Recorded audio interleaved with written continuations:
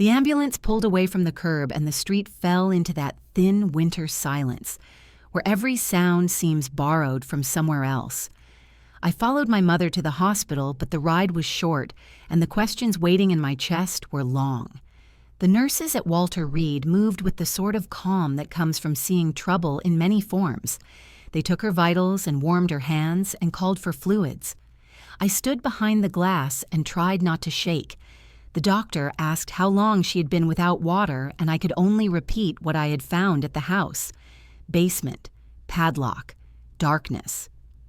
The doctor looked at her bruised wrists and said this did not look like an accident. When they took her for scans, I stepped into the hallway and breathed against the wall. 4 days earlier, I had been in a different hospital under different lights, wiping my sister Lena's forehead as she came out of anesthesia. She is 32 and fights everything with a grin that never quite fits her small face. The surgery was supposed to be simple, but they kept her overnight for observation, and then another night because her blood pressure dipped. I slept in a plastic chair and sent updates to our mother, who sounded tired but steady. I never imagined she was already sitting in the dark. My cousin Tessa volunteered to check on her. She had a spare key since she used to water the plants when Mom traveled years ago. That key had become a weapon. Each day I called for home updates. Tessa said everything was fine. She told me Mom had been quiet, that she was resting a lot. I had no map for what someone like Tessa might call resting. The morning after the basement, I went back to the house to meet an officer who wanted a statement. When I pulled into the driveway, neighbors were gathered near their mailboxes. Their faces arranged themselves into that expression people use when they want to pretend they care while enjoying the spectacle. One woman said she heard I had been gone all week. She asked if I had been on vacation. The man beside her snorted and said some daughters disappear when things get hard. My uniform was still in the back seat from the last shift I pulled at base before Lena's surgery. I wished I had worn it when I walked up the drive. The officer stood with his thumbs hooked in his vest. He asked me again if my mother might have locked herself in the basement. He said older folks get confused and sometimes shut doors without thinking. I asked him if he had ever seen a door padlocked from the outside by mistake. He did not like that question, and his jaw tightened. Tessa arrived holding coffee and a sympathetic smile. She told the officer that she checked on Mom every day and that Mom had asked for quiet. She said I had left her alone because I was always chasing attention. Then she turned to the neighbors and added a line that made heat move through my chest. She said I left to sign papers for refinancing and that I probably wanted to sell the house. One neighbor looked at me like that explained everything. The officer glanced at the dining table where I had placed the documents. He saw the home equity line showing $120,000. He saw the wire transfer note for $38,500. He saw the power of attorney signature that wobbled like every ounce of strength had been pulled from my mother's hand. Tessa said Mom had signed happily. She said Mom wanted her to handle the money since I was never home. There are moments when humiliation feels physical. It presses against your skin and tries to make you small. I refused. I walked to the neighbor at the end of the street, the one with cameras mounted above the garage. I asked politely if he could check the recordings from the last few days. At first he hesitated. No one wants to be in the middle of family trouble. Then he nodded. He went inside and came back with a tablet. We watched the feed. 2 a.m. The driveway was empty. Then Tessa's car. The timestamp glowed at the bottom of the frame. She walked to the side door carrying a small box. A minute later, the basement light flickered and went out. The camera caught the shadow of her reaching up to unscrew the bulb. I felt my breath settle into place. I asked the neighbor to send the file to my email so I could store it. He asked if he should show the officer. I told him not yet. I was saving this moment. My mother had whispered something in the emergency room, a broken sentence. She said Tessa told her I left to sign papers and that I wanted control. She said Tessa insisted she stay quiet until everything cleared. The words were soft and slow, but they painted a picture with no kindness in it. I walked back into the house and saw the officer standing with Tessa. She was explaining that Mom forgets things, that Mom might have wandered downstairs and panicked. She made sure to mention again how I leave for my job and how being a soldier does not make me a saint. I asked the officer a single question. Did he want to see the bruises on my mother's wrists? He said medical staff could handle that. He did not look at me when he answered. There are many ways to be dismissed. Some are quiet, some wear a badge. I looked at the walls of the house where I grew up, the photos of birthdays and graduations, the chair my father used to sit in after work. Every piece of that life had been used to build a lie. My anger felt clean. Anger can be useful when it has direction. I left the house without explaining where I was going. I walked straight across the street to the neighbor's porch and thanked her for calling me that night. She nodded and said she felt something was wrong when the house stayed dark. She said she had knocked twice, but no one answered. She said she heard a faint sound, but convinced herself it was her water heater. Guilt passed over her face like a shadow, but I told her she had done the right thing. She gave me her phone number and said if I needed a statement, she would speak. That was the start of a record. Statements, times, evidence, facts. Family can be a shelter or it can be a storm. Tessa wanted to rewrite the story to make me the storm. She thought the neighbors and the officer would believe a narrative of the absent daughter and the devoted cousin. She forgot that truth is patient. I drove back to Walter Reed and sat by my mother's bed, while fluids worked their way through her veins. I watched her chest rise and fall. When her eyes opened, she looked at me with confusion and then relief. She asked if I had signed the papers. I told her no. She closed her eyes again and whispered that Tessa had promised her I would not come back. I squeezed her hand and promised her the story was not over. That was the moment I decided to build the kind of justice that does not need to raise its voice. Revenge emotional is not always loud.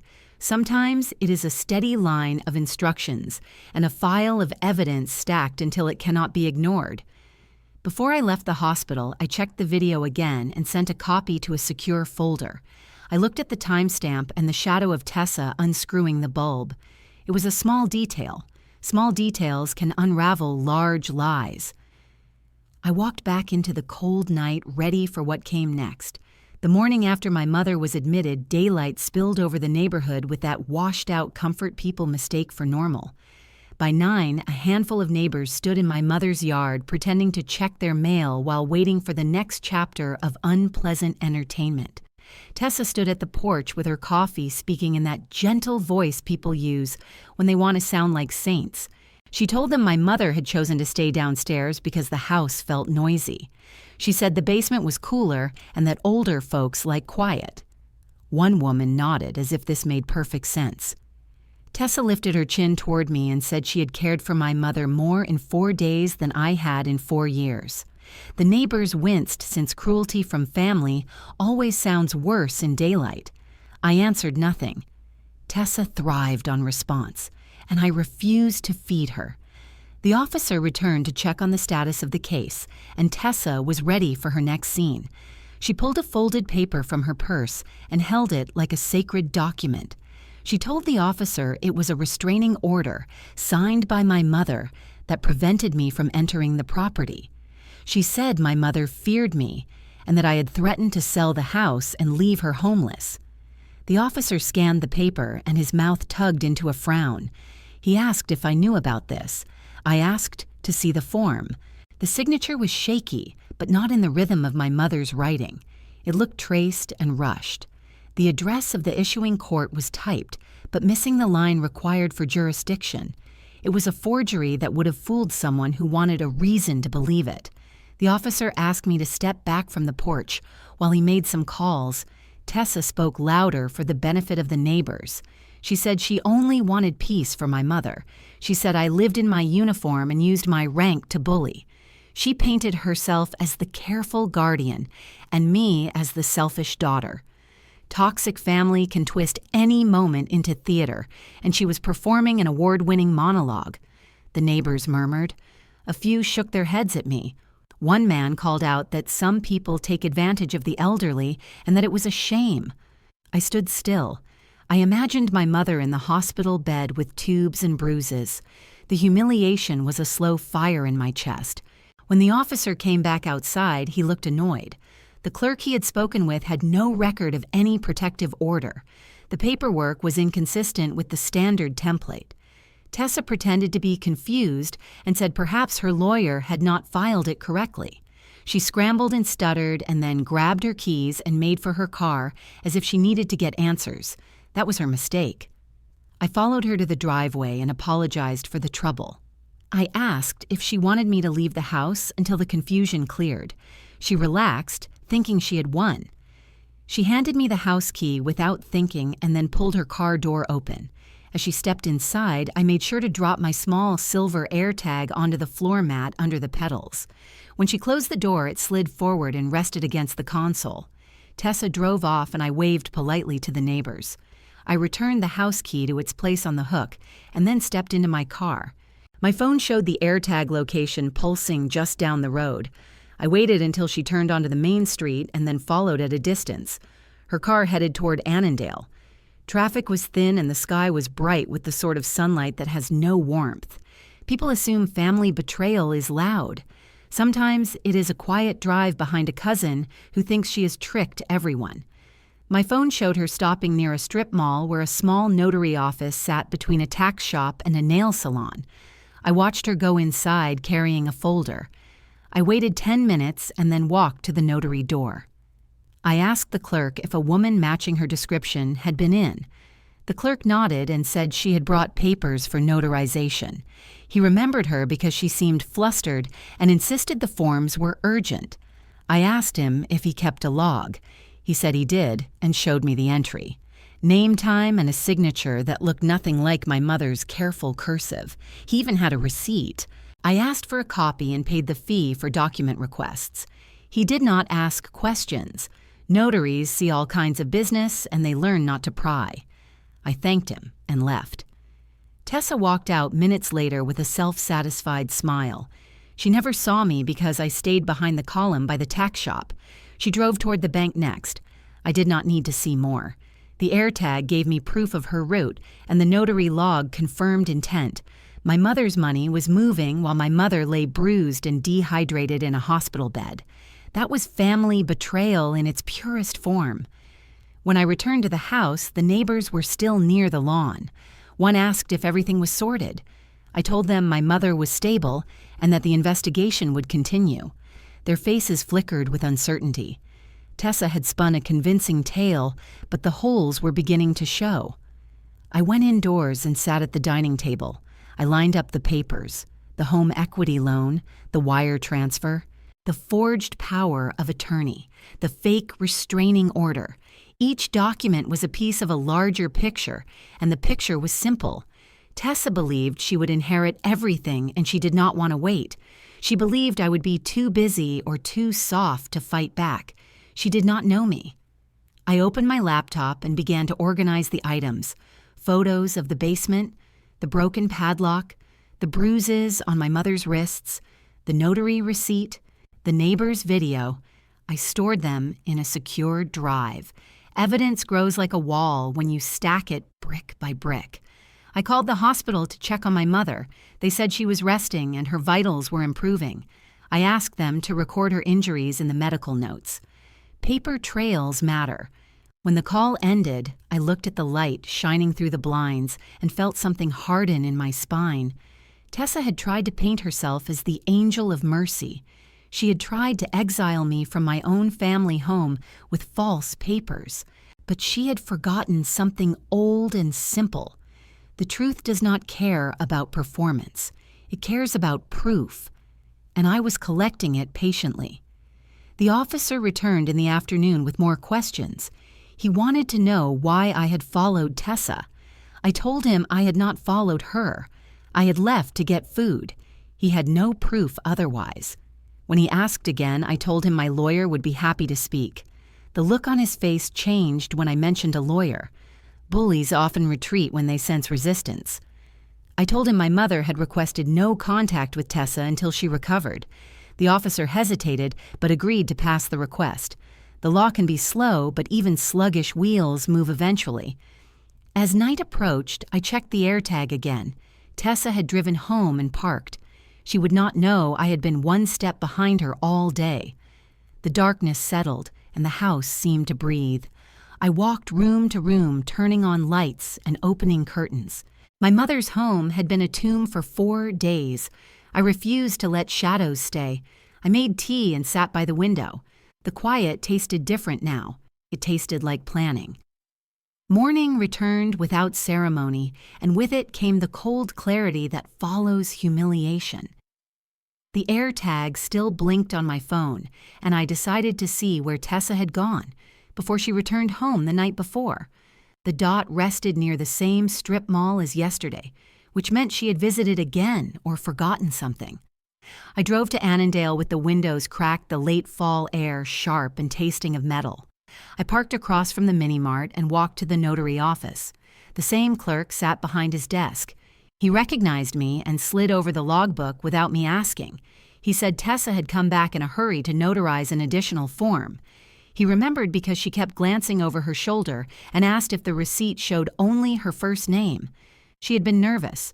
He handed me a second receipt, and when I asked for camera footage, he pointed to the mini-mart next door and said their exterior camera faced the sidewalk. I thanked him and crossed to the mini-mart. The cashier was a young man with earbuds dangling from one ear. When I asked about the footage, he shrugged and said he would need to check with his manager. The manager arrived 10 minutes later, tired and uninterested in drama, until I showed him the receipts and explained that someone had used a vulnerable adult to sign legal documents. The tone shifted. He pulled the footage and fast-forwarded until the timestamp on the receipt. The image showed Tessa in a black coat looking around and then stepping inside the notary office. She held a thick folder. A minute later, she rushed back out and walked toward the direction of the bank. I asked for a copy and offered to pay. The manager said he would email it. Paper trail, digital trail, witness trail. Evidence does not blink. I drove home and placed the footage and receipts into my growing archive. My laptop chimed with a new email.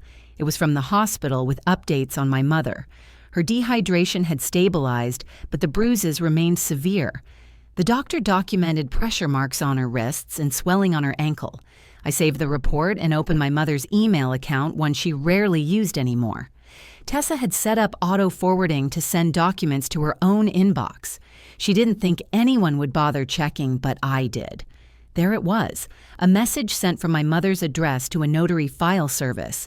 Attached was a scan of the forged power of attorney. At the bottom of the forwarded text was a line typed by Tessa herself. It read, "She is confused and signs easily. Get papers ready." The words were a slap made of letters. My mother had been reduced to an inconvenience, a signature machine. I sat at the table staring at that sentence and felt something inside me shift from pain to calculation. There were more emails. One showed a home equity loan application approved 2 days before I returned home. Another showed a wire transfer of $38,500 routed to Mercer and Hale LLC. I opened the details. The account holder was Paul Mercer. The business address was a virtual office. They had not waited. They had taken what they could as fast as possible. I printed every document and added them to the pile. The house felt too quiet. I went outside and sat on the porch. The wind carried the smell of damp leaves and car exhaust. Paul's truck pulled into the driveway next door. He stepped out with a smug confidence that comes from believing he is winning. He pretended not to see me. I watched him through my peripheral vision. He walked to Tessa's car and opened the glove compartment. He cursed under his breath and walked back into the house. Something had spooked him. Maybe the officer's questions or the missing access to the bank. I stood and walked inside. It was time for a different type of response. I called the bank hotline and explained that I suspected fraudulent activity tied to an elder exploitation case. The representative placed me on a brief hold, and when she returned, her voice had changed. She asked for documents, and I sent the receipts and the notarized forms. She told me she would initiate a fraud hold. That meant the funds in the Mercer and Hale account would be frozen pending investigation. The bank would send a notice, but only after the freeze was official. Tessa and Paul would not know yet. That was a quiet victory, and quiet victories matter. I ended the call and leaned back in the chair. My mother had been locked in the basement, dehydrated, bruised, and scared, while those two marched around town like predators in daylight. They believed the law was slow and that I would be too shaken to fight. They thought family guilt would silence me. They did not understand that love is not passive. It remembers and records and acts. In late afternoon, I went to the hospital again. My mother slept with oxygen flowing under her nose. Her hands twitched, as if dreaming of escape. Lena sat beside her with a blanket on her lap. She looked better, color returning to her cheeks. The surgery had been difficult, but she was young and resilient. She told me the nurses had asked questions about the bruises, and I told her the truth. She stared at my mother and whispered that family should be a place of rest, not a battlefield. Sometimes it is both. I squeezed her hand and asked if she remembered Tessa coming to the hospital before. She said no. That did not surprise me. Tessa only appeared where money moved. When I returned home, twilight hovered over the street. I parked and saw the mailbox flag raised. Inside was a letter addressed to my mother from the bank. I opened it with permission granted by medical proxy. The letter confirmed the approval of a home equity loan and congratulated her on securing $120,000. My breath caught. The theft was larger than I thought. They had planned to strip every ounce of security from her life. That was not just greed. That was cruelty with planning. I scanned the letter on my phone and stored it. Inside the house, I checked the AirTag again. The dot flickered at a different bank branch this time. They were trying to move more money. The fraud hold would catch them. I imagined their faces when the teller said the account was frozen. I imagined the panic in their voices. I allowed myself a brief smile. Mini revenge does not fix trauma, but it slows the damage. That night, I organized the documents into folders for law enforcement and for the bank. I labeled every item with time and date. I used my military habit of precision. When I finished, I closed the laptop and sat in silence. The quiet no longer felt like defeat. It felt like the pause before a counterstrike. Story, financial, and conflict justice are not just ideas. They are the shape of survival in a toxic family. When the people who should protect become the people who harm the law, becomes a shield, and every piece of proof becomes a weapon.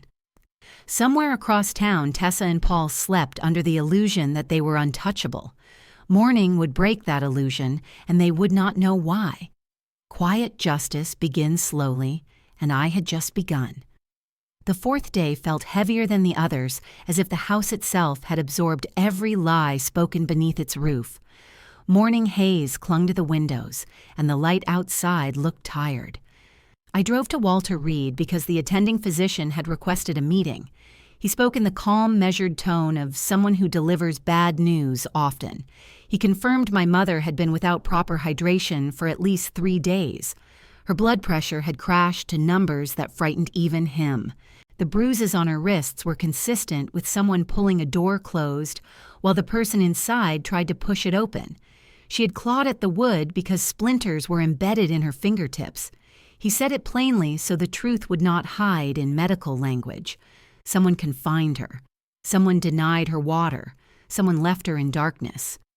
I asked if she had said anything while conscious. He said she had murmured about cold floors and a voice telling her she needed to stay quiet. He noted confusion, fear, and desperation. He asked if my mother had enemies. I told him only one, and she was related by blood. He stepped back as if startled by the idea that family could be the threat. In toxic families, harm arrives with a smile and betrayal walks in on familiar feet. I returned to the house with the doctor's printed notes. The neighbors gathered again as though they had paid for tickets to a drama series. Tessa stood confidently among them, and when she saw me approach, she smirked and spoke loud enough for the officers to hear. She said my mother preferred the darkness, that she wandered into the basement and locked the door herself. She said older people become confused and hiding in dark spaces can bring them comfort. Her tone was condescending and heavy with mock sympathy. Betrayal family karma has a way of waiting in the shadows. One of the neighbors asked her why the padlock was on the outside of the door. She answered that my mother must have slipped while carrying laundry and hit her head. She said bruises happen when people fall. She said I was making a tragedy into a story for attention. I wanted to explode, but I stayed silent. Sometimes silence is the battlefield where truth wins.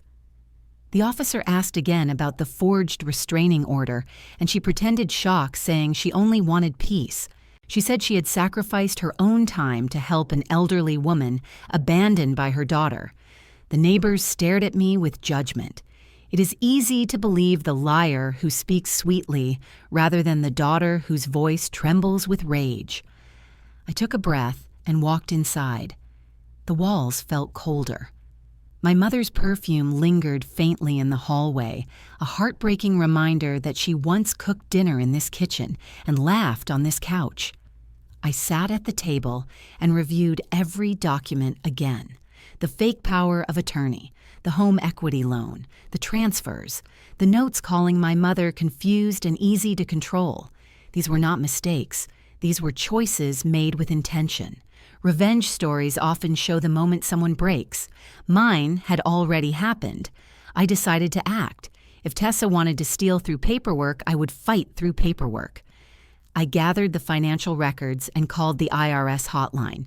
I told them Mercer and Hale LLC was receiving funds through unauthorized transfers made by someone exploiting a vulnerable adult.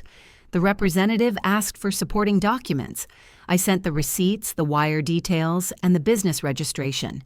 She told me they would flag the account for tax irregularities and open a review. Quiet moves, loud consequences.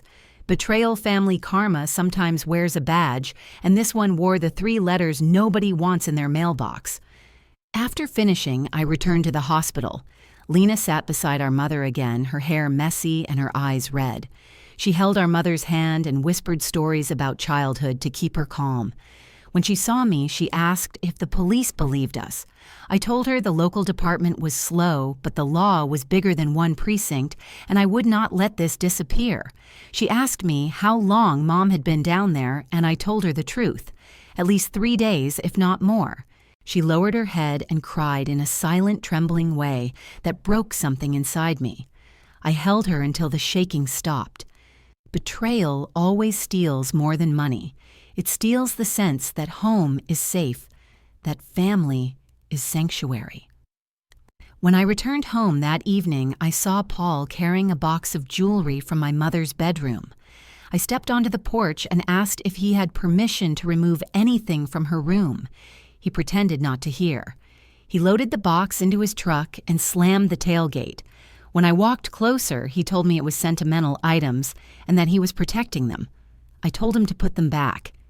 He smiled cruelly and said I could call the police if I wanted. He said no one believed me. He said I was creating stories to make myself feel important. He climbed into the truck and drove off. The wind kicked up fallen leaves and my anger rose with them. I called the officer and he told me there was nothing he could do yet. He said it was a civil matter unless proven otherwise. He said families fight. He said older people get confused. His indifference was a second wound. I stepped inside and felt the house breathe sorrow. My mother's picture sat crooked on the mantel, and for a moment I imagined what her last night might have felt like. Cold floor, no light, no water, listening to footsteps upstairs while praying for rescue. Rage sat quietly under my skin. I went into my office and opened a secure laptop. I compiled the IRS report number, the fraud case reports, and the medical documentation. Every step left a trail behind Tessa and Paul. Every lie they spoke would be buried under proof. They had believed my uniform was decoration. They had believed my family grief made me weak. They had mistaken silence for surrender. Night spread across the street, and the neighbors finally drifted home. The house grew quiet again. I checked my phone and saw the IRS confirmation email. The investigation was officially opened. Mercy had left the building. Revenge by truth had begun. My mother slept under soft hospital lights, while the 2 people who hurt her assumed their world was stable.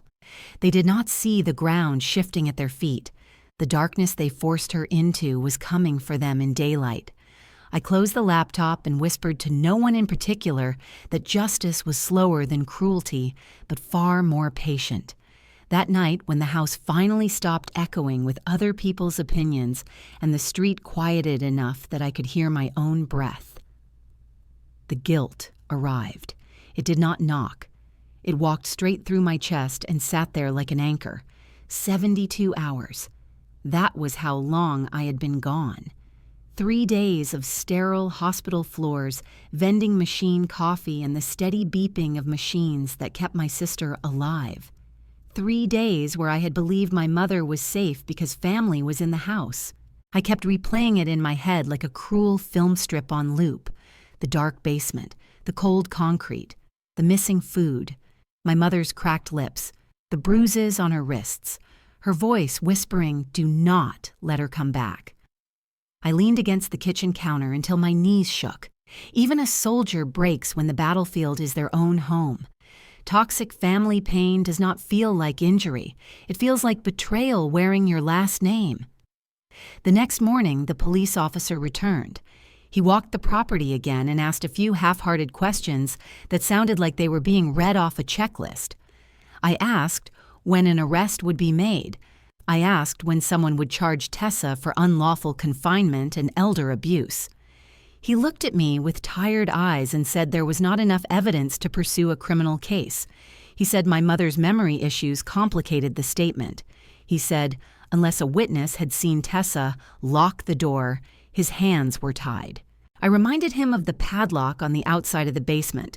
I reminded him of the bruises. I reminded him of the missing medication and missing food. He shrugged and said families have conflicts and older adults sometimes wander. It felt like someone slammed a door in my face.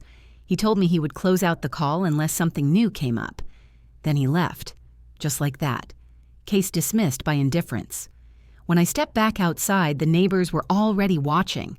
Tessa stood near the driveway with her arms crossed and a smug smile that could curdle milk. She announced loudly that the officer had confirmed there was no crime. She said I lived in my uniform and thought it made me powerful. But in the real world, I was nothing. She said paperwork and medals did not matter in a small town street. She laughed and called me a paper hero. The humiliation hit deeper than her words.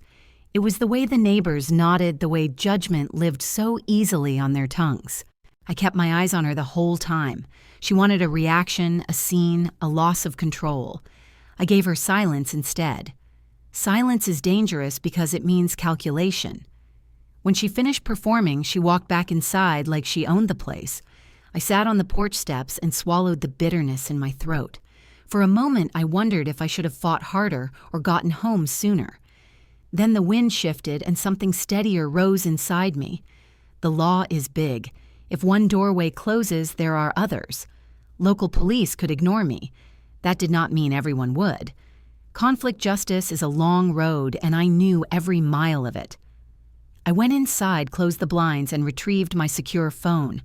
It was not the phone that sat in my pocket every day. This one was issued years ago on a deployment no one talked about publicly. It held 2 numbers saved by command privilege. One was the JAG office at Fort Belvoir. The other was the Fairfax County Elder Abuse Unit. No small-town officer could shrug away those calls. I dialed the JAG office first. The line picked up with crisp military protocol. I stated my name and rank, identified the situation as suspected elder abuse, forged legal documents, and financial exploitation. I detailed the bruises, the basement, the medical report, and the forged power of attorney. The officer on the line listened without interrupting. When I finished, he asked me to upload the documents through the secured portal. He assured me the case would be forwarded to the appropriate command contacts and that military police could assist local law enforcement if there was obstruction. My hands steadied. I ended the call and dialed the Elder Abuse Unit next. Their tone was different, slower, and more emotional. When I mentioned the basement confinement, they asked for medical reports. When I detailed the financial transfers, they asked for statements. When I described the forged restraining order, they asked for a copy. They took it seriously. They spoke in terms like follow-up interviews and home visit and immediate review. Someone finally listened. Someone finally believed that this was not a misunderstanding. It was abuse. After sending every file, I sat back and felt the first breath in days that did not hurt. Outside, I heard Tessa laughing with Paul. She probably believed she had won because the local police had walked away. She probably thought her cruelty was invisible. But hate blinds its owner. She did not realize 2 calls had changed everything. Quiet revenge is slow and patient and shaped like paperwork. I spent the rest of the day at the hospital. My mother opened her eyes, halfway recognized me for a short moment, and then drifted back to sleep. I brushed her forehead and told her the truth she deserved. I told her help was coming. That night on my way home, I noticed a car follow me for 3 streets. When I stopped at a light, the car slowed behind me. It was one of the neighbors, the one who had called me a daughter who abandoned her mother. She rolled down her window and apologized. She said she had called her cousin, who worked in hospice care, and that the bruises on my mother's wrists could not be explained by a fall. She said she believed me now. The apology hurt more than the insult, because now she understood what had been done, and all it took was the image of my mother's battered hands in a hospital bed. When I got back to the house, Tessa was on the porch again. She tapped her nails against the rail and smirked. She said I looked tired. She said some people were made to follow orders, not give them. She said I should stop trying to act like a hero because no one was saluting on this street. I looked at her with calm eyes and said nothing. She did not notice the quiet change in the air. She did not know that I had been on the phone with Jag. She did not know the Elder Abuse Unit had opened a file with her name stamped on every page. She did not know that paperwork was now her enemy. I went inside and closed the door. The night settled around the house. Somewhere across town, an investigator began reading the documents I had sent. Somewhere in a secure office, a JAG officer wrote a report with my name on it. I whispered to the dark room that toxic family might win a battle, but they never win the war. And war was something I understood very well. Dawn arrived without color, only a pale wash of light that made the street look colder than usual. I woke before my alarm mind already moving heart steady in the quiet way soldiers learn before a mission. The secure phone buzzed at 6:30. The voice on the other end identified himself as Lieutenant Colton Military Police Liaison from Fort Belvoir. He spoke with precision and without hesitation.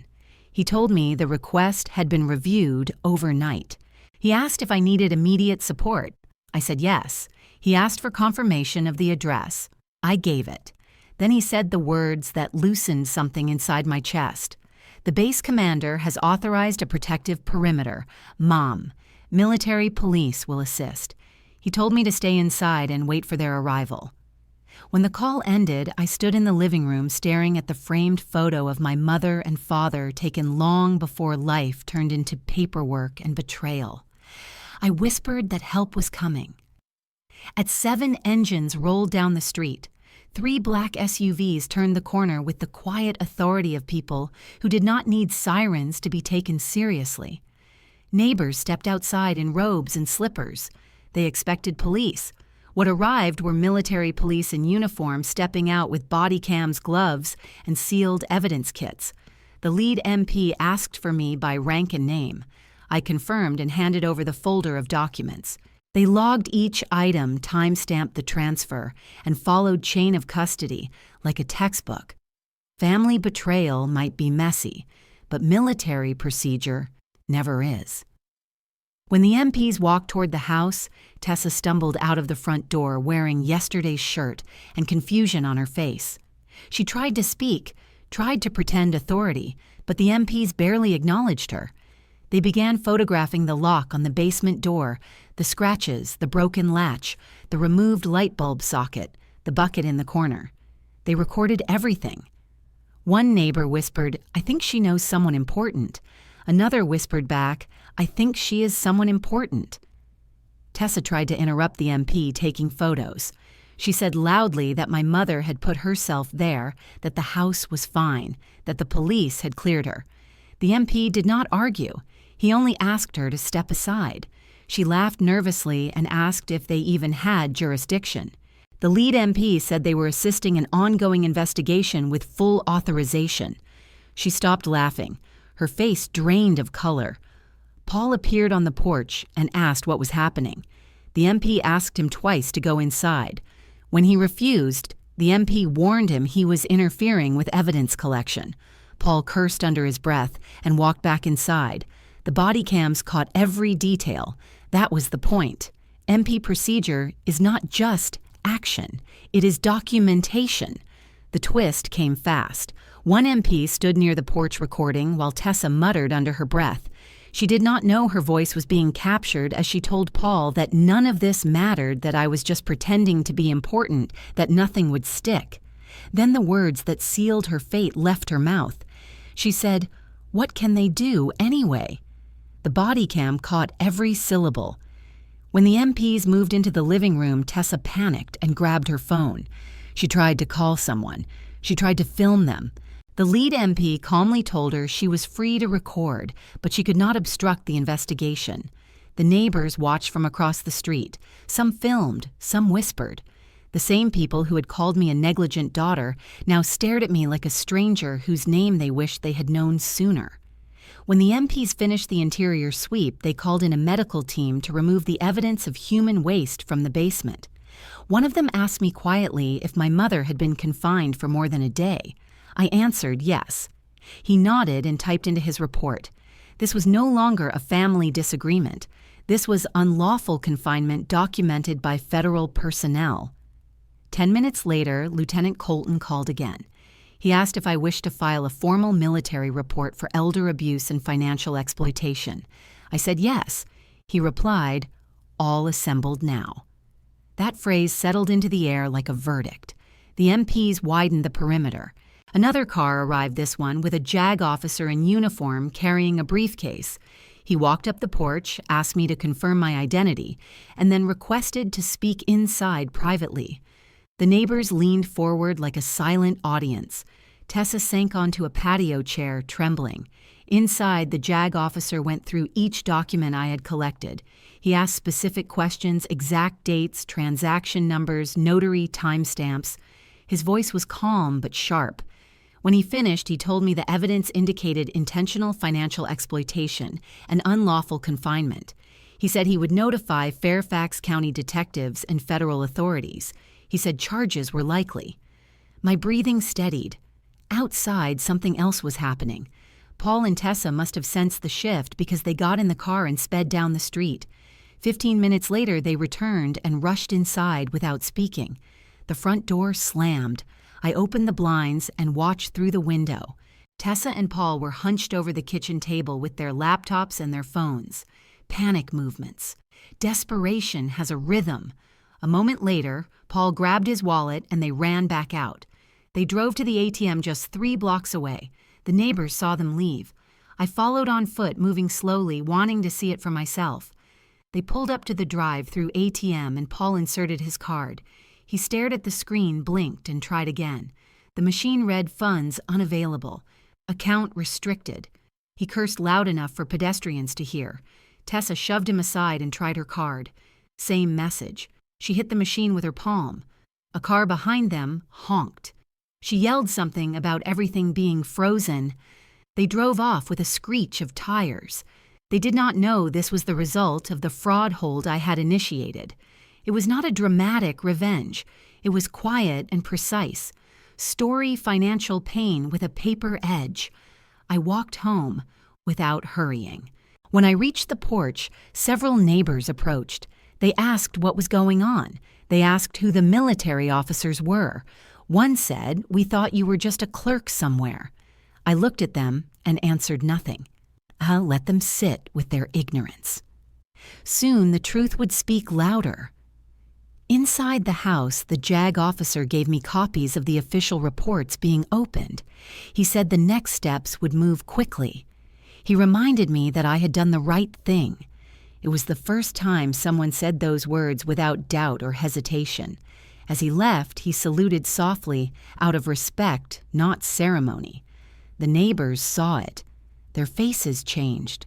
Silence spread across the street again, but it was not the silence of disbelief. It was the silence of realizing they had sided with the wrong person.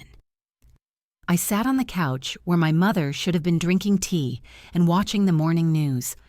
I whispered to the empty room that we were not alone anymore. Justice had stepped onto the field. Somewhere across town, Tessa and Paul stared at locked accounts and frozen funds. The basement that once swallowed my mother in darkness had become the reason the daylight was coming for them. Family betrayal had started this, but the law was going to finish it. The day after the military police documented every inch of the basement, the neighborhood finally settled into an uneasy quiet. People stayed inside, more blinds half drawn, no longer eager to witness the spectacle they once treated like entertainment. I woke early, brewed coffee, and waited. At 9, the JAG officer returned with 2 Fairfax County detectives, each carrying a warrant signed just after midnight. The warrants authorized a full search and digital seizure of Tessa and Paul's devices, including laptops, tablets, phones, and external drives. Chain of custody protocol unfolded again, disciplined and careful. No raised voices, no chaos. They knocked on Tessa's door with official tone, not anger. She answered with trembling hands, mascara-smudged hair tangled like she had not slept. Paul hovered behind her, pale and silent. The officers explained the warrant and entered. I watched from my porch, not hiding, not gloating, simply witnessing the curtain of control rip open. Revenge emotional is not always loud. Sometimes it sits quietly on a wooden porch and waits for truth to do its work. Inside, they collected electronic devices while an MP recorded every movement. Tessa tried to protest. She claimed it was harassment, claimed she had done nothing wrong, claimed I was manipulating authorities because I craved attention. The lead detective asked her calmly if she had proof of her claims. She sputtered and waved her arms, but words without evidence are just noise. They sat her at the dining table and began asking questions. Where were the keys to the basement padlock? Why was my mother's medication missing? Why did multiple financial transfers occur while I was out of town? Why did she file a HELOC without informing the primary homeowner? Her face flushed. Her voice quivered. She said my mother had agreed to everything. The detective asked if she had recorded any consent. She looked at the floor. The laptop seizures took less than 20 minutes. Then came the phones. Paul tried to slip his into his pocket, but the detective saw and ordered him to hand it over. He attempted a nervous joke, something about privacy, but it fell flat. They placed the devices into evidence bags and left the house, heading toward the digital forensics unit downtown. 2 hours later, the detectives returned. The lead one asked to speak with me privately. We stood near the driveway. He told me they had found recent deleted messages, financial spreadsheets, and something worse. An email draft saved in Tessa's folder. The subject was quick sale. The body of the email discussed transferring ownership of my mother's house to Tessa by claiming my mother had become mentally unfit and needed a guardian. It planned a rapid escrow closing for 60% below market value, fast enough that paperwork would finalize before I returned home. Betrayal, family karma has weight, and it had just crashed on her head. My jaw tightened when he read it aloud. My mother's entire life, her security, her memories, the home she raised us in, reduced to a rushed sale like stolen merchandise. The detective asked me if I wanted to request an immediate block on any real estate transaction tied to the property. I said yes. We drove to the courthouse, my spine straight, my heart steady. At the clerk's office, we submitted a petition for a temporary injunction and escrow freeze. The judge on duty reviewed the emergency request with narrowed eyes and signed the hold.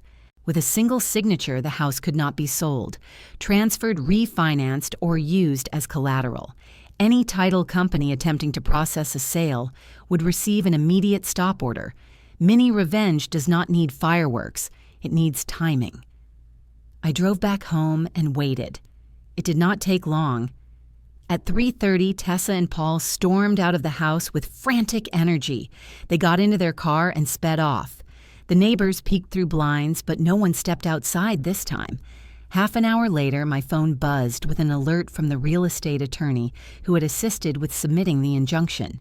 He wrote that an escrow request had just attempted to process and was stopped because the property was under legal hold. That meant they tried to sell the house while my mother was in a hospital bed. Every doubt anyone ever had about my story was gone now. Betrayal had put its signature in ink. When they returned, Tessa slammed the car door and screamed at Paul in the driveway. Her voice echoed across the street, full of rage that sounded like a wounded animal. She shouted that everything was ruined, that the bank had frozen accounts, that the house could not be sold, that the police would take the devices, that I had destroyed their plan. I stood on the porch with my arms crossed and no emotion on my face. She looked at me with pure hatred and said I would pay for this. The irony hung in the air like smoke because she already was paying piece by piece. Family neighbors who once believed her lies now stared at her with disgust. One woman across the street shook her head in silent judgment. Another turned and walked inside, refusing to be part of the drama she once eagerly consumed. A detective called me at 5 to update the case. Digital forensics had already uncovered more messages, thanking the notary for rushing documents. Another email draft discussed changing mailing addresses on my mother's accounts to a P.O. box registered under Paul's name. The detective said these were not accidents or misunderstandings. This was planned exploitation, deliberate and cold. I thanked him for taking it seriously. He said the investigation would proceed quickly. When night settled in, I sat on the porch again, listening to crickets and distant traffic. The air smelled like cut grass and endings. For the first time since this nightmare began, my shoulders lowered. The house was still. The street was quiet. And for the first time, the truth was louder than the lies. I went inside and checked on my mother's room, her slippers by the bed, her sweater on the chair, the soft faded quilt she loved. I ran my fingers along the wood frame and promised her what she no longer had the strength to ask for. No one would take this house from her. Not while she breathed, not after she was gone. Outside, Tessa and Paul stayed locked inside their own home curtains, drawn lights low, hiding from a world that now knew the truth. Revenge emotional is not fire and shouting. It is paperwork and silence and consequences arriving at the door. And betrayal family karma was only getting started. The arraignment took place on a Friday morning at Alexandria Circuit Court, the kind of clean stone building where justice feels slow but permanent. The sky was overcast and the parking lot smelled like wet pavement. I arrived early, dressed in plain clothes, hair pulled back, no uniform, no medals. I sat in the back row of the courtroom while reporters murmured near the front. Tessa entered with Paul beside her, both handcuffed, both wearing the hollow arrogance of people who still believed the world owed them a soft landing. She did not look at me at first. She scanned the room for allies, for neighbors, for anyone who might still believe her story. 3 neighbors sat behind the rail arms, folded faces uneasy. They were not here to support her. They were here to see what truth looked like in a room where lies could not breathe. The judge entered, papers rustled, and the clerks called the case. Financial exploitation of a vulnerable adult, unlawful confinement, fraud, forgery, attempted theft of real property. The charges echoed, each one heavy enough to change a life. Tessa's lawyer tried to present her as a caretaker, overwhelmed a woman trying to help an elderly relative who had become confused. He said my accusations came from stress and imagination, that my military background made me see threats everywhere. He painted her as a victim of circumstance. Another toxic family performance, but this time the audience was not nodding. The prosecutor countered with the evidence collected by Fairfax detectives, the MP body cam logs, the financial transfers, the forged documents, the medical reports. He spoke calmly and precisely, each sentence a stone dropped in still water. Then he paused and said the case involved not just elder abuse, but a deliberate plan to isolate a vulnerable woman, siphon her finances, and sell her home while her daughter was caring for another family member in the hospital. Tessa shifted in her seat. Paul stared at the floor. The courtroom doors opened, and the air changed. First came 2 military police officers in dress uniform, followed by the JAG officer who had collected evidence at the house. Behind them, 7 members of the honor guard entered in formation uniforms, pressed shoes, shining like polished steel. And then the base commander from Fort Belvoir, a man whose presence filled any room, whether he spoke or not. Every head turned. Every whisper died. The judge looked up confused at first, then aware. The prosecutor stepped aside as they approached. The base commander walked to the prosecution table and handed over a sealed document. Then he turned toward the gallery. His voice was steady and formal. The United States Army acknowledges the participation of Major Rowan Hale in this investigation. The room went still. Tessa turned slowly like someone discovering there had been a trapdoor under her feet all along. The commander looked directly at me and said, "Permission to greet Mom." I stood legs steady, heart silent. Granted. The honor guard turned sharply as one body heels striking the floor and saluted. The courtroom gasped. Cameras clicked. The neighbors who once whispered that I was a negligent daughter now stared at me with open mouths. One woman whispered, "Who is she?" The MP beside her answered without emotion, "Major Rowan Hale, Joint Operations Liaison, Cairo, Ankara, Ramadi, Tripoli. They call her White Raven." Tessa's face drained of color. She tried to stand, but her knees shook and she collapsed back into the chair. For years she had mocked my career, called me a paper soldier, a uniformed clerk, a nobody, and now the truth stood in full uniform in front of her. The judge cleared his throat, trying to recover authority. He asked if there was reason for the military presence. The base commander said yes. He stated that Major Hale had requested support after evidence showed local intervention had been slowed by misinformation. He stated that the Army took crimes against vulnerable adults seriously, especially those involving the family of active personnel. The prosecutor requested that the defendants be denied bail. He cited risk of flight destruction of evidence and ongoing danger to the victim. The judge agreed and remanded both to custody. Tessa broke then. Not loudly, not dramatically. Her shoulders slumped and tears filled her eyes. The weight of consequence had finally reached her. She turned toward me and mouthed something. Maybe sorry, maybe help me. I did not respond. The courtroom emptied slowly. The reporters waited outside like hungry birds. The honor guard formed a corridor on the courthouse steps, standing at attention. When I stepped outside, the base commander joined them. The neighbors followed silent behind me. The reporters shouted my name, asking for statements, asking about White Raven, asking if I had served in classified operations. I said nothing. Revenge stories do not need applause. Conflict justice is not a show. The commander leaned in slightly and spoke so only I could hear. "You did everything right. Some battles are won with evidence, not ammunition." Then he saluted again, and the honor guard departed. The neighbors approached me awkwardly. One stammered an apology for believing Tessa. Another said they never imagined someone would do that to their own mother. They looked ashamed, but their shame was not my responsibility. I walked to my car, opened the door, and took one last look at the courthouse. Justice had begun its work. The world finally saw Tessa without the mask she wore so well, and for the first time she understood that the person she mocked had never been powerless.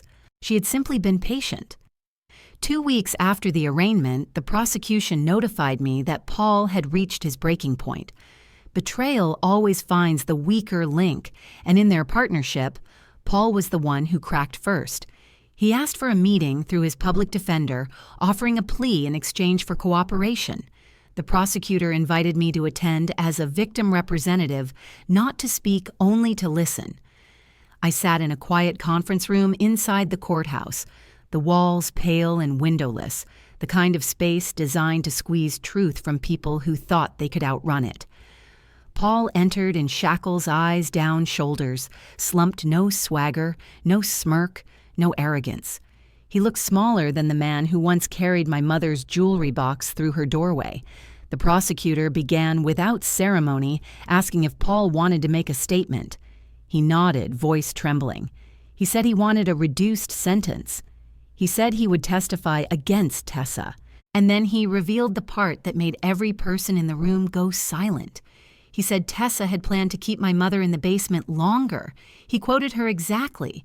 If she stays down there 48 more hours, she will be weaker and sign easier. The words hit like a punch to the ribs. The prosecutor asked him to repeat it. He did. She said the confusion helps and the dehydration makes her compliant. She said a confused signature is still a signature. For a moment, I could not breathe. Story financial crimes are cold, but this was colder. This was not about money. It was about power. Tessa had looked at my mother not as a person, but as a document machine, something to be wrung dry for one last signature. When Paul finished, he wiped his face and said he was scared of the sentence. He said he should not go to prison for something that was mostly her idea. He said he would give every text, every email, every recorded call. He would tell the jury how she mocked my mother and planned to flee the country. The prosecutor thanked him and noted his cooperation for the record. Then they escorted him out. I sat still, hands clasped, heartbeat steady, only because years of training had taught me not to show pain in front of an enemy, even one already in chains. When I left the courthouse, the air tasted different, sharper metallic with rage. Revenge emotional is not always loud. It is a decision. That afternoon, I called my attorney. The criminal case would take time, but civil law could strike faster. We filed a lawsuit against both of them, sinking our claim into every future asset they would ever own. If either of them inherited $1 or bought property or won a settlement, the lien would activate. They had tried to steal my mother's future. I would take theirs. Next came the credit bureaus. We filed fraud reports with all three listing Tessa and Paul as participants in financial exploitation. Within days, their credit files were flagged with severe derogatory marks. The attorney explained it plainly. They would not open a credit card. They would not finance a car. They would not rent an apartment without triple deposit. And if they ever tried to run another scam, lenders would see red flags before they signed their names. Quiet consequences are the most permanent. A week later, the first ripple arrived. Tessa's lawyer called my attorney asking if we would consider mediation. He said Tessa wanted to apologize. He said she was overwhelmed and scared. He said family should work things out without destroying each other. I told my attorney to decline. There would be no negotiation. There would be no soft landing. She locked my mother in darkness and waited for weakness. There is no apology for that. The next ripple came when I drove past a rental property near Old Town Alexandria and saw something strangely familiar.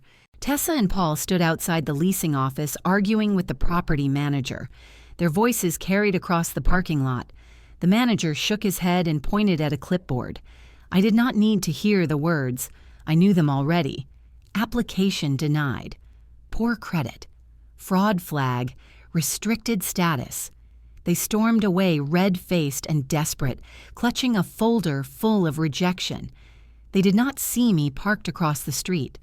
I watched in silence, not with joy, not with triumph, but with the kind of cold closure that comes when justice finally touches the people who thought they were untouchable. Days later, Tessa's cousin left a message on my phone. She asked if I would consider dropping the civil suit to help Tessa rebuild her life. She said Tessa had made a mistake. Mistake is leaving milk in the fridge too long. Mistake is forgetting a birthday. Mistake is losing a receipt. Locking a sick woman in a basement and planning to starve her into signing away her home is not a mistake. It is cruelty dressed as logic. I saved the voicemail but never called back. My attorney continued adding layers to the case: wage garnishment, bankruptcy challenges, automatic lien renewal every 10 years. Even if she finished her prison sentence and tried to start over, she would never sign a lease or obtain credit without facing the ghost of her own decisions. Family betrayal leaves scars, but sometimes it leaves shackles too. Meanwhile, my mother recovered slowly. The doctors said her blood pressure stabilized and her dehydration reversed. She asked for her slippers one morning and the nurse cried because it meant she was coming back to herself. When I brought her home weeks later, I led her inside gently. She walked slowly, touching the walls as if they were old friends. When she reached the steps to the basement, she stopped and trembled. I placed my hand over hers and said no one would ever put her there again. She nodded and whispered, "Thank you." That night I sat beside her while she slept, the house warm, the lights bright, everything the basement had not been. I listened to her breath and reminded myself that revenge is not the victory.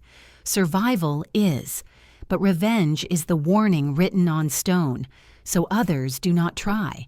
I did not forgive Tessa. Forgiveness is not owed to people who choose cruelty. I chose something else.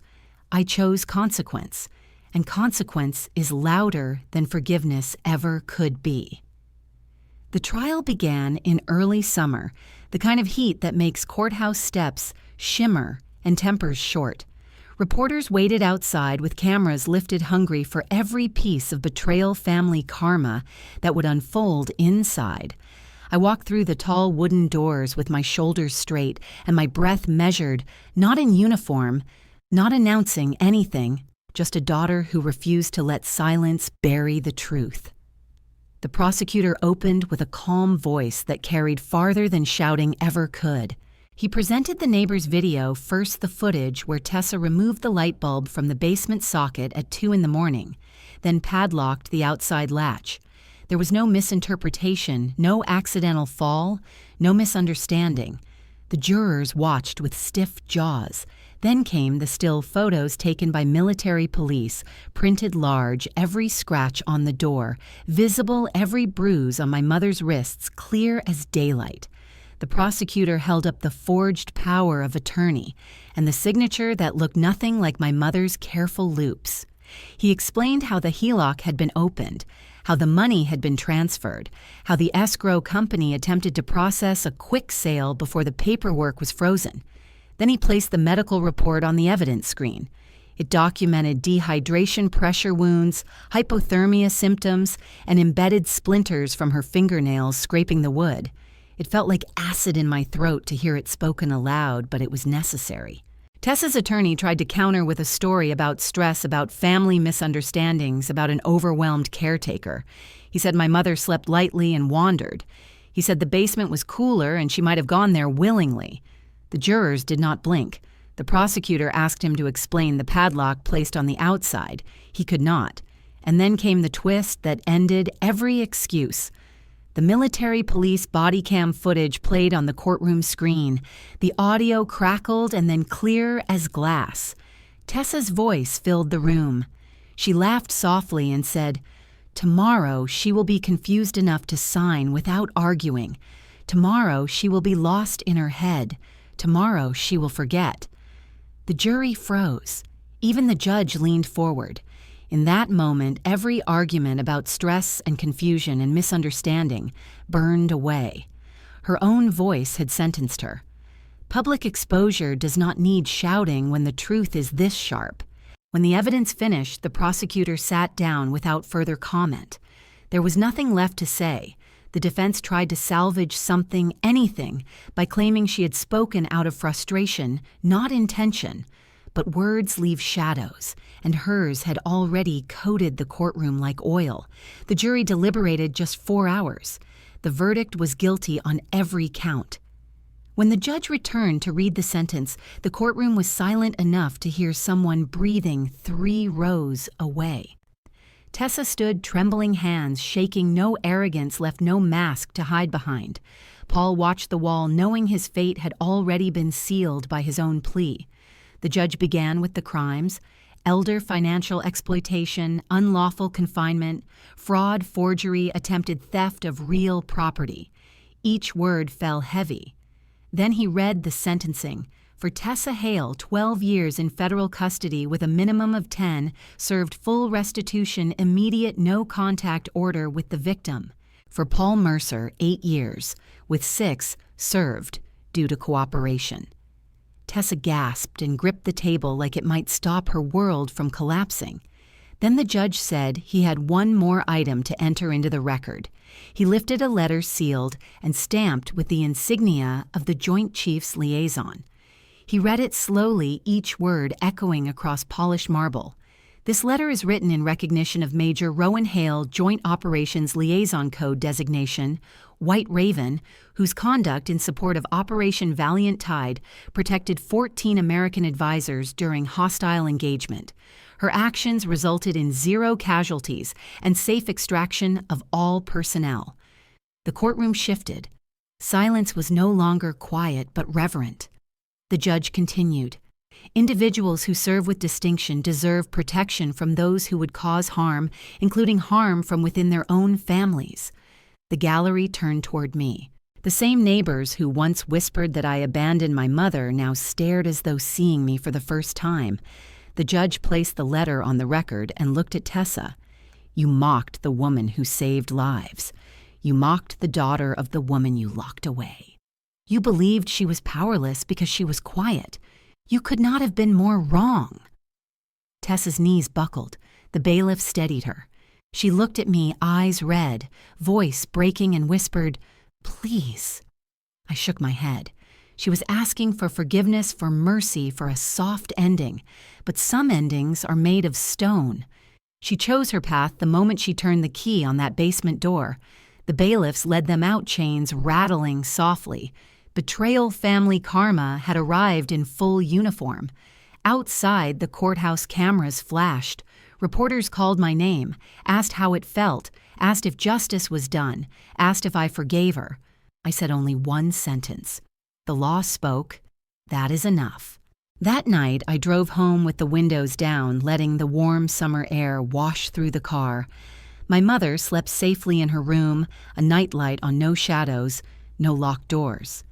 I sat beside her bed and held her hand lightly, making sure she would never wake alone again. Justice had been delivered, not for praise, not for applause, but for closure. Conflict justice means the danger is finished and the story will not repeat. The world outside moved on, but mine was finally still. Peace did not arrive with fireworks or grand speeches. It came the way military calm always comes through structure, order, and the absence of threat. Weeks after the sentencing, my mother came home for good. Her steps were slow but steady, her eyes clearer than they had been in months. Walter Reed released a detailed care plan that covered medication timing, hydration checks, sleep cycles, and cognitive exercises. I taped it on the refrigerator like a mission briefing. I hired a licensed caregiver for daytime hours and arranged weekly therapy sessions to help her rebuild trust in a world that had betrayed her. She smiled for the first time in what felt like a lifetime when she sat in her own living room, a blanket over her legs, the morning sun falling across her face. Quiet justice sometimes looks like an old woman sipping tea without fear. The financial wounds healed next. The restitution order from the court and the assistance fund for elder abuse victims combined to unwind the home equity debt. It did not erase the memories, but it erased the numbers that kept us up at night. The bank notified me the HELOC was formally reversed and the lien was removed. When I hung up the phone, I stood in the center of the living room and breathed without weight on my chest. My mother's home was safe again. Paperwork had taken it and paperwork had returned it. Silent revenge is softer than people expect, but it cuts deeper. The next step was protection. I met with my attorney and created a trust in my mother's name, one that protected every asset she owned. The trust language was precise. No beneficiary representative or claimant with the surname Hale connected to Tessa by blood or marriage could ever access funds, property, or legal authority.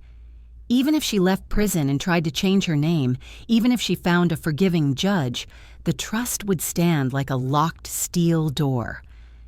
I signed the final page and felt something inside me settle. It was not joy, it was security. The neighbors began approaching us again, this time not with gossip, but apologies. One by one, they came to the porch with lowered eyes and tight voices. They said they should have believed me. They said they should have asked questions instead of assuming. They said they were sorry for whispering behind their hands. I accepted their words politely, because anger takes energy I no longer wish to spend. Quiet justice means letting shame do its own work. One morning, the neighbor who had once called me a negligent daughter placed a pot of garden flowers on the porch with a note that said, "We were wrong." That was enough. My mother's progress continued. Her memory flickered in and out like an old lamp, but she laughed sometimes, and she remembered my father in fragments that felt like sunlight through dust. On a warm afternoon, the honor guard came to our house, not with ceremony or cameras, but with quiet respect. They carried the folded flag from my father's service, the one stored deep in a military archive because my mother had not been able to attend the burial years earlier. They stood in the yard, straight-backed polished shoes on concrete, and offered the flag to her with the same dignity they would offer a general. My mother's hands trembled as she touched the fabric. She whispered my father's name and smiled. That moment was not revenge. It was restoration. The world had taken so much from her, but this small piece of honor returned. We framed the flag in a shadow box and placed it above the mantel where it would watch over the house like a quiet guardian. Life resumed shape. My mornings were filled with pill schedules, walks around the neighborhood, and phone calls from the caregiver. Nights were silent again, not with fear, but with rest. My sister Healed returned to work and visited weekly. We cooked dinner together, simple meals that tasted like home. Sometimes my mother forgot the worst parts of what happened, and for that I was grateful. Sometimes she asked where Tessa was, and I answered gently that she was gone for a long time. She nodded and moved on. The damage had stolen memories, but it also spared her from reliving the darkest pieces. Silent revenge is not only what you do to the guilty, it is what you protect the innocent from remembering. One evening, the nurse asked if I planned to forgive Tessa. I stared at the window where the porch light glowed against the dark. Forgiveness is a door you only open when it leads somewhere worth going. There was nowhere worth going on the other side of that door. I did not hate her. Hatred gives power. I simply refused to think of her anymore. Some victories are not loud, they are lived. My mother's trust stood. Her home stood. She slept in her own bed with a nightlight glowing and no fear of locked doors. Honor Guard members visited once a month to check in, sometimes bringing books or fresh flowers. The caregiver knitted her a blue scarf. The neighborhood that once judged now protected. And I, who spent my life fighting battles in places most people will never read about, discovered that the hardest war I would ever win was inside my own house. Quiet justice had done what shouting never could. It ended the danger and sealed the future. When my mother leaned her head on my shoulder one night and said she felt safe, I realized the story was not about revenge. It was about restoration. The basement was cleaned, repaired, painted, and the door removed permanently. No lock would ever exist there again. Sometimes I sat in that room alone and reminded myself that darkness can be defeated with proof persistence and the refusal to disappear. The world outside moved forward, but inside our home, peace held its ground like a soldier on watch. And that was enough. In the months that followed, life settled into a rhythm so steady it felt like breathing. My mother watered plants on the porch, humming songs she only half remembered. My sister visited every Friday, bringing her children, filling the living room with noise and crayons and laughter that chased away the ghosts of what had happened. I thought the story was closing, but stories with toxic family roots never end without leaving something behind. One morning, the mail arrived in a thick envelope addressed to me, the handwriting uneven and frantic. I knew who it was from before I opened it. Tessa's words spilled across several pages. She said she was sorry. She said she was overwhelmed. She said she was influenced by Paul. She said she was angry that I went into the military and believed she deserved more. She said prison was cold and lonely. She begged me to help her.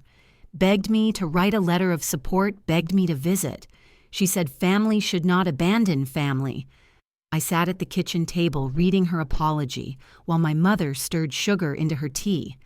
Justice without hate does not mean opening the door to someone who once dragged your family into darkness.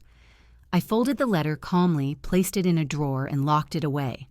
My attorney handled the reply. There would be no contact. Not now. Not ever.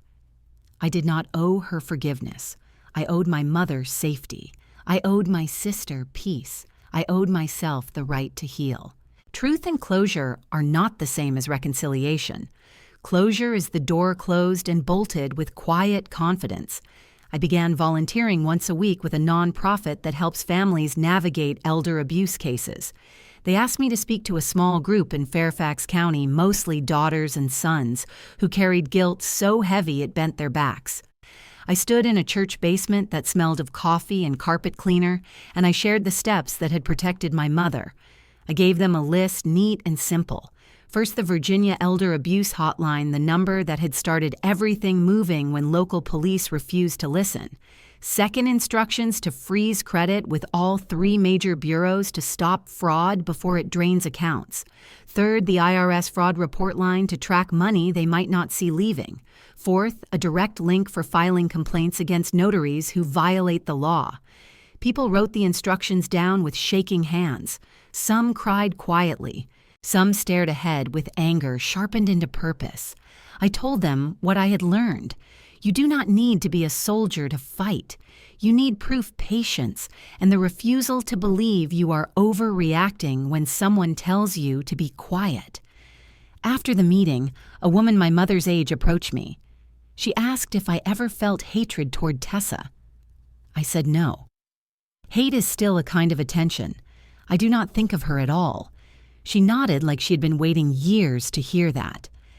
The more I shared our story, the more I understood that toxic family dynamics hide behind nice lawns and polite holiday dinners. Abusers do not need fists to be violent.